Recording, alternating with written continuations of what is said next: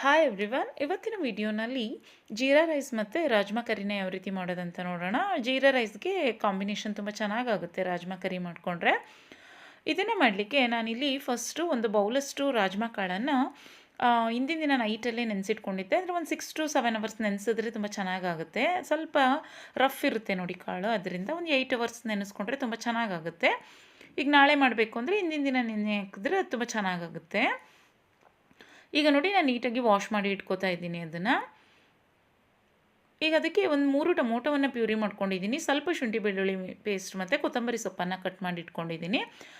ಇಲ್ಲಿ ಮೊದಲಿಗೆ ನಾನಿಲ್ಲಿ ರಾಜ್ಮಾ ಕಾಳನ್ನು ಒಂದು 2 ಗ್ಲಾಸಷ್ಟು ನೀರನ್ನು ಸೇರಿಸ್ಬಿಟ್ಟು ನೀಟಾಗಿ ಒಂದು ಅರ್ಧ ಸ್ಪೂನಷ್ಟು ಉಪ್ಪು ಮತ್ತು ಒಂದು ಪಲಾವ್ ಎಲೆ ಮತ್ತು ಒಂದು ಚಕ್ಕೆಯನ್ನು ಸೇರಿಸ್ಬಿಟ್ಟು, ಬೇಕಿದ್ದರೆ ಇದಕ್ಕೆ ಒಂದು ಏಲಕ್ಕಿಯನ್ನು ಸೇರಿಸ್ಕೊಬೋದು. ಒಂದು 2 ರಿಂದ 3 ವಿಷಲ್ ಬರೆಸ್ಕೊಬೇಕಾಗುತ್ತೆ. ನೋಡಿ, ಈಗ 2 ರಿಂದ 3 ವಿಷಲ್ ಬರ್ಸಿದ್ಮೇಲೆ ತಣ್ಣಗಾದ್ಮೇಲೆ ತೆಗೆದುಬಿಟ್ಟು ತೋರಿಸ್ತಾ ಇದ್ದೀನಿ ನಿಮಗೆ. ನೋಡಿ, ಈ ರೀತಿಯಾಗಿ ಚೆನ್ನಾಗಿ ಬೇಯಿಸ್ಕೊಬೇಕು ಅದನ್ನು. ನೋಡಿ, ಈ ರೀತಿಯಾಗಿ ಪ್ರೆಸ್ ಮಾಡಿದ್ರೆ ಅದು ಪ್ರೆಸ್ ಆಗಬೇಕು ನೀಟಾಗಿ, ಆ ರೀತಿ ಅದನ್ನು ಬೇಯಿಸ್ಕೊಬೇಕು. ನಂತರ ರಾಜ್ಮಾ ಕರಿಯನ್ನು ಮಾಡಲಿಕ್ಕೆ ನಾನಿಲ್ಲಿ ಒಂದು ಬಾಣಲಿಗೆ ಒಂದು 4 ಸ್ಪೂನಷ್ಟು ಎಣ್ಣೆಯನ್ನು ಹಾಕೋತಾ ಇದ್ದೀನಿ. ಸ್ವಲ್ಪ ಸಾಸಿವೆ, ಸ್ವಲ್ಪ ಜೀರಿಗೆಯನ್ನು ಸೇರಿಸ್ಕೊಂಡಿದ್ದೀನಿ. ನಂತರ ಸ್ವಲ್ಪ ಚಕ್ಕೆ, ಲವಂಗ ಮತ್ತು ಒಂದು ಏಲಕ್ಕಿಯನ್ನು ಸೇರಿಸ್ಕೊಂಡಿದ್ದೀನಿ. ಒಂದು ಪಲಾವ್ ಎಲೆಯನ್ನು ಹಾಕ್ಕೊಂಡಿದ್ದೀನಿ. ಒಂದೆರಡು ಈರುಳ್ಳಿಯನ್ನು ಉದ್ದದಾಗಿ ಹೆಚ್ಚಿಬಿಟ್ಟು ಸೇರಿಸ್ಕೊಳ್ಬೇಕು. ಈರುಳ್ಳಿ ಚೆನ್ನಾಗಿ ಫ್ರೈ ಮಾಡ್ಕೋಬೇಕು. ನಂತರ ನಾನಿಲ್ಲಿ ಈರುಳ್ಳಿ ಹೂವನ್ನು ಸೇರಿಸ್ಕೊತಾ ಇದ್ದೀನಿ. ಆಪ್ಷನಲ್ ಇದು, ಬೇಕಿದ್ದರೆ ಸೇರಿಸ್ಕೊಬೋದು.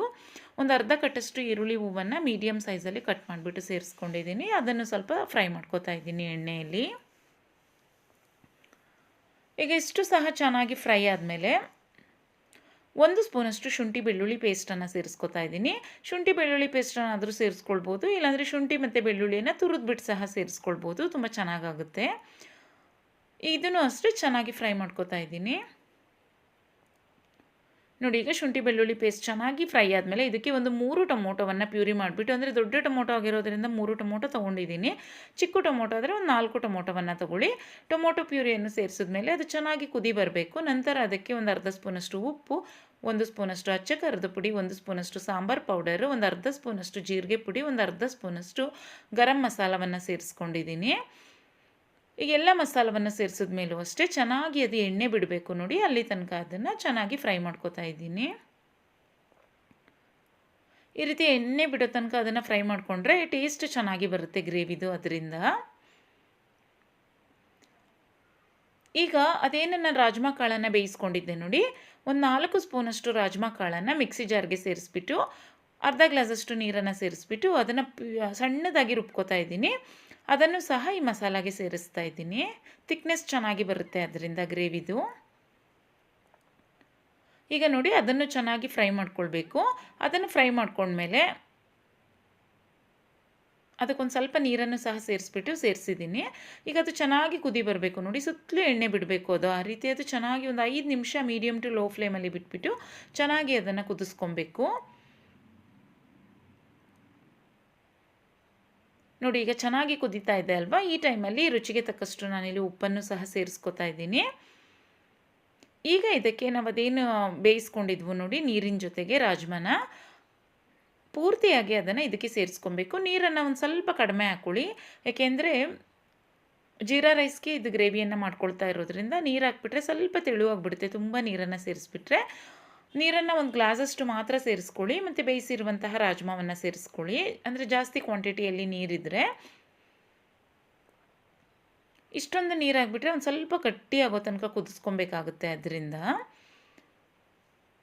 ನೀರಿನ ಕ್ವಾಂಟಿಟಿಯನ್ನು ಒಂದು ಸ್ವಲ್ಪ ಕಡಿಮೆಯಾಗಿ ಸೇರಿಸ್ಕೊಳ್ಳಿ. ಆವಾಗ ಒಂದು 5 ನಿಮಿಷದಲ್ಲಿ ಅದು ಕುದ್ದುಬಿಟ್ಟು ಗಟ್ಟಿ ಥಿಕ್ನೆಸ್ ಚೆನ್ನಾಗಿ ಬಂದುಬಿಡುತ್ತೆ.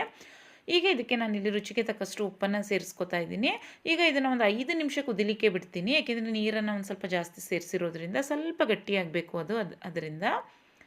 ನೀವು ನೀರನ್ನು ಕಮ್ಮಿ ಸೇರಿಸ್ಕೊಂಡ್ರೆ ತುಂಬ ಹೊತ್ತೇನು ಕುದಿಸೋದೇನು ಬೇಡ, ಒಂದು 5 ನಿಮಿಷ ಕುದಿಸ್ಕೊಂಡ್ರೆ ಸಾಕಾಗುತ್ತೆ. ಈಗ ನೋಡಿ, ಒಂದು 5 ನಿಮಿಷ ಚೆನ್ನಾಗಿ ಕುದ್ದಿದೆ. ಈಗ ಗ್ರೇವಿ ಸಹ ಥಿಕ್ನೆಸ್ ಚೆನ್ನಾಗಿ ಬರ್ತಾ ಇದೆ.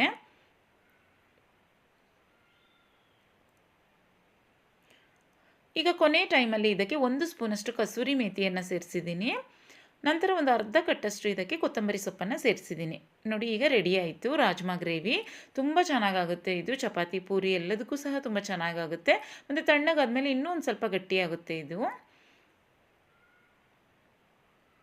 ನೋಡಿ ಈಗ ಒಂದು ಕೊತ್ತಂಬರಿ ಸೊಪ್ಪು ಹಾಕಿದ್ಮೇಲೂ ಅಷ್ಟೇ ಒಂದು 2 ನಿಮಿಷ ಕುದಿಸ್ಕೊತಾ ಇದ್ದೀನಿ.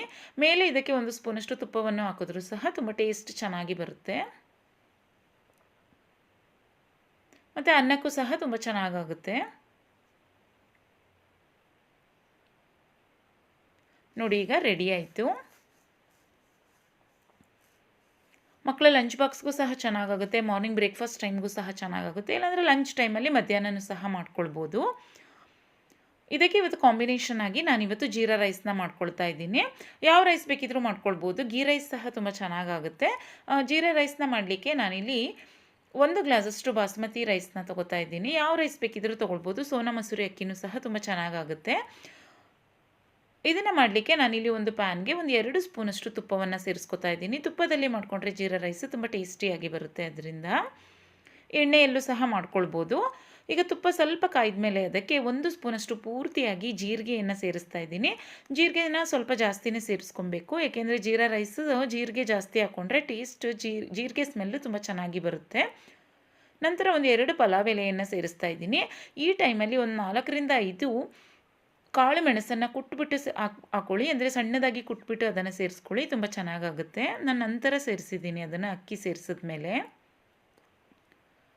ಈಗ ನೋಡಿ ಇದಕ್ಕೆ 1 ಗ್ಲಾಸಷ್ಟು ಅಕ್ಕಿಯನ್ನು ಏನು ವಾಶ್ ಮಾಡಿಟ್ಕೊಂಡಿದ್ದೆ ಅದನ್ನು ಸೇರಿಸ್ತಾ ಇದ್ದೀನಿ. ಈಗ ಅದನ್ನು ಅಷ್ಟೇ ಚೆನ್ನಾಗಿ ಫ್ರೈ ಮಾಡ್ಕೊಳ್ಬೇಕು, ಅಂದರೆ ತುಪ್ಪದಲ್ಲಿ ಅದನ್ನು ಹುರ್ಕೊಂಡ್ರೆ ರೈಸ್ ತುಂಬ ಫ್ಲೇವರ್ ತುಂಬ ಚೆನ್ನಾಗಿ ಬರುತ್ತೆ. ಅದರಿಂದ ಈಗ ನಾನು ಅದನ್ನು ಒಂದು ಅರ್ಧ ನಿಮಿಷದಷ್ಟು ತುಪ್ಪದಲ್ಲಿ ಚೆನ್ನಾಗಿ ಹುರ್ಕೊಂಡಿದ್ದೀನಿ. ಈಗ ಇದಕ್ಕೆ ಒಂದು 5ರಿಂದ 6 ಕಾಳು ಮೆಣಸನ್ನು ಸೇರಿಸ್ತಾ ಇದ್ದೀನಿ. ಕಾಳು ಮೆಣಸನ್ನು ಕುಟ್ಟುಬಿಟ್ಟು ಸೇರಿಸ್ಕೊಳ್ಳಿ, ತುಂಬ ಚೆನ್ನಾಗಿ ಬರುತ್ತೆ. ಮತ್ತು ಈ ಟೈಮಲ್ಲಿ ಒಂದು ಹಸಿ ಮೆಣಸಿನಕಾಯಿನೂ ಸಹ ಸೇರಿಸ್ಕೊಳ್ಳಿ, ತುಂಬ ಚೆನ್ನಾಗಿ ಆಗುತ್ತೆ ರೈಸ್. ಮತ್ತು ಈಗ ಇದಕ್ಕೆ 1 ಸ್ಪೂನಷ್ಟು ಉಪ್ಪನ್ನು ಸಹ ಸೇರಿಸ್ಕೋಬೇಕು.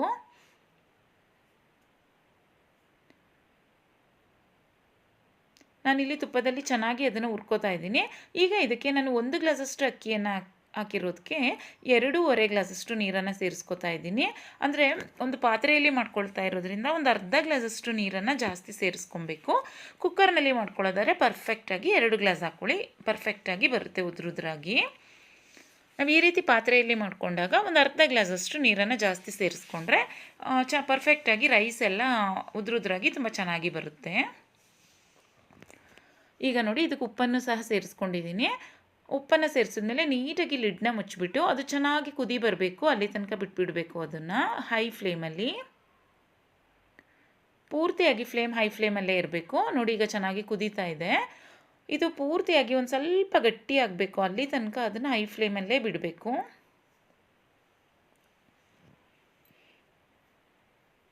ನೋಡಿ ಈಗ ಇನ್ನೂ ಒಂದು ಸ್ವಲ್ಪ ಗಟ್ಟಿ ಆಗಬೇಕು ಅದು, ಅಲ್ಲಿ ತನಕ ನಾನು ಹೈ ಫ್ಲೇಮಲ್ಲೇ ಅಂದರೆ ಹೈ ಫ್ಲೇಮಲ್ಲೇ ಇಟ್ಕೊಳ್ಬೇಕು ಸಿಮ್ನ, ಅಂದರೆ ಸಿಮ್ ಮಾಡಬಾರ್ದು ಅದು ಗ್ಯಾಸ್ ಏನಿದೆ ಅದನ್ನು. ಈಗ ನೋಡಿ ಈ ಹದಕ್ಕೆ ಬರಬೇಕು. ಈಗ ಅದನ್ನು ಪೂರ್ತಿಯಾಗಿ ಸಿಮ್ ಮಾಡಿಬಿಟ್ಟು ಬಿಡಬೇಕು.